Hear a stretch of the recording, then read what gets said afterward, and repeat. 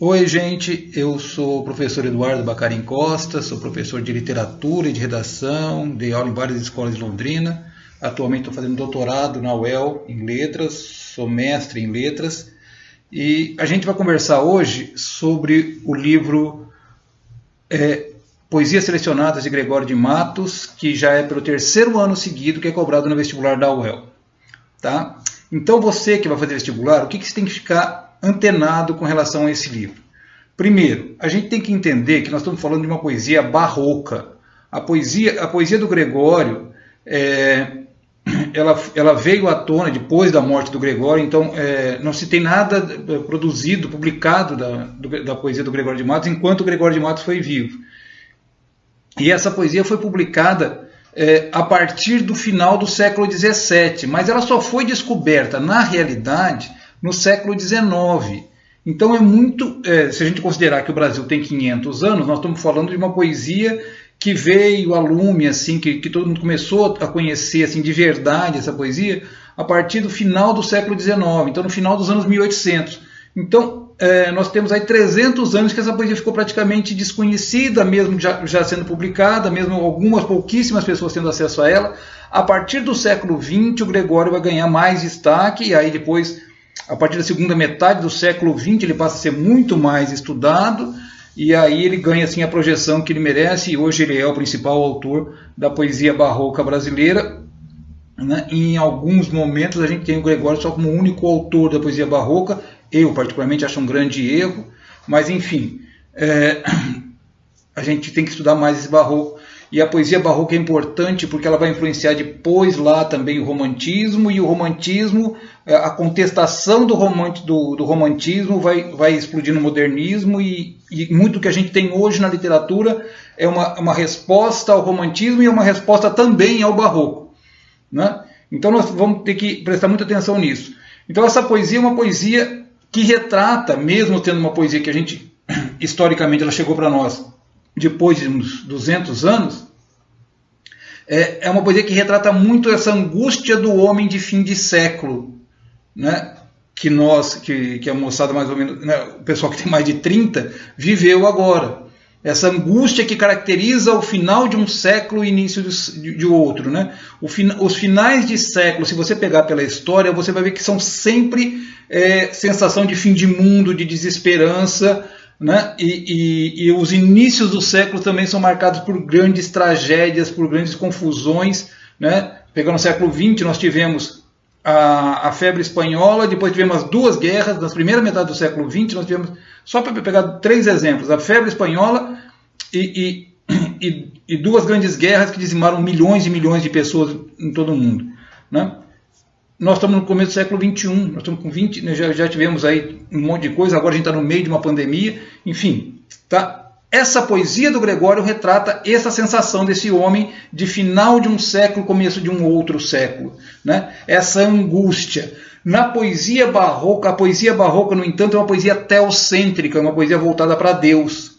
Né? Depois da poesia barroca, a gente vai ter a poesia árcade, o arcadismo, que vai voltar para o homem, essa contemplação da natureza e tal. Mas nesse momento, essa é uma poesia que é voltada muito para Deus. O Gregório quebra um pouco esse paradigma, e ele vai ter também uma poesia satírica, uma poesia lírica profunda, bonita pra caramba, e uma poesia erótica próxima do pornográfico, que também cruza com a poesia satírica.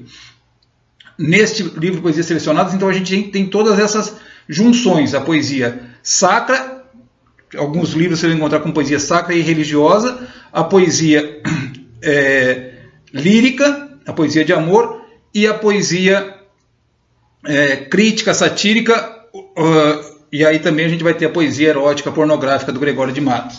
Tá? Basicamente o Gregório produziu sonetos, lembrando que o soneto é aquela forma poética de 4 estrofes, as 2 primeiras 2 quartetos, as 2 últimas 2 tercetos. Então o soneto tem 4, 4, 3, 3, obrigatoriamente. Então se você pegar lá um poema com 4, 4, 3, 3, já está se falando do Gregório. Né?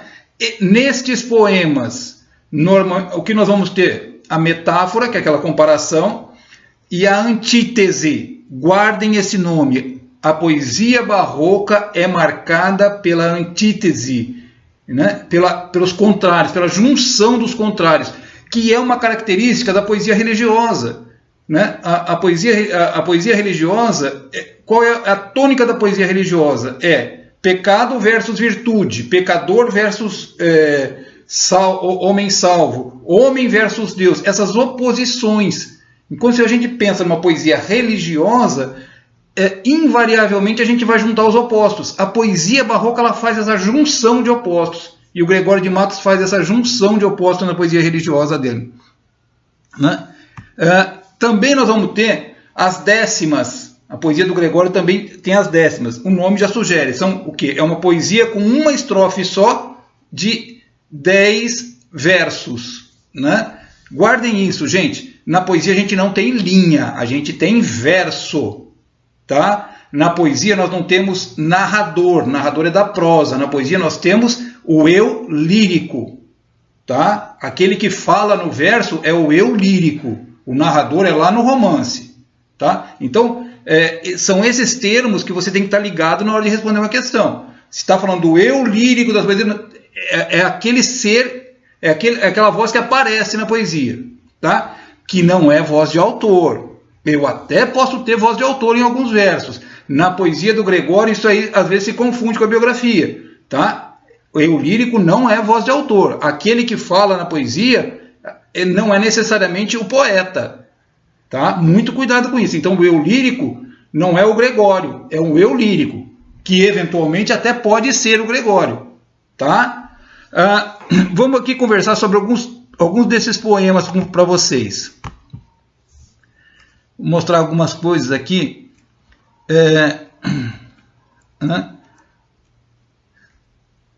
Só pegar um pouco da poesia do Gregório então para vocês. Olha só, esse aqui é o poema mais famoso do Gregório, é o poema da fase religiosa, chama Jesus Cristo Nosso Senhor. A chance desse poema cair no vestibular é grande, gente. Eu recomendo a vocês darem uma lida nele para vocês conhecerem. Eu vou ler para vocês aqui. Ó. Pequei, Senhor, mas não porém pecado. Da vossa alta clemente me despido. Antes, quanto mais tenho delinquido, vos tenho a perdoar mais empenhado. Olha, é o homem falando que quanto mais ele peca, mais ele perdoa a Deus. Isso é um absurdo, mas pequei, perdão, os opostos se encontrando. Né? Se basta a vós irar tanto pecado, ficar com raiva de tanto pecado, a abrandar-vos sobejam só gemido, que a mesma culpa que vos tem ofendido, vos tem para o perdão lisonjeado. Se uma ovelha perdida já cobrada, glória e tal prazer tão repentino, vos deu, como afirmais na sacra história, eu sou, Senhor, essa ovelha desgarrada. Cobrai-a e não queirais, pastor divino, perder na vossa ovelha a vossa glória. Olha, o eu lírico se põe como ovelha desgarrada e põe o pecado como forma dele encontrar a salvação. Então, homem, pecado, homem, Deus, pecado, virtude, pecado, salvação. Os opostos se encontram. Essa é uma característica da poesia barroca. Tá bom? Gente, o tempo é pouco, tem muita coisa para falar e eu espero estar podendo falar mais com vocês pessoalmente depois que passar todo esse tempo.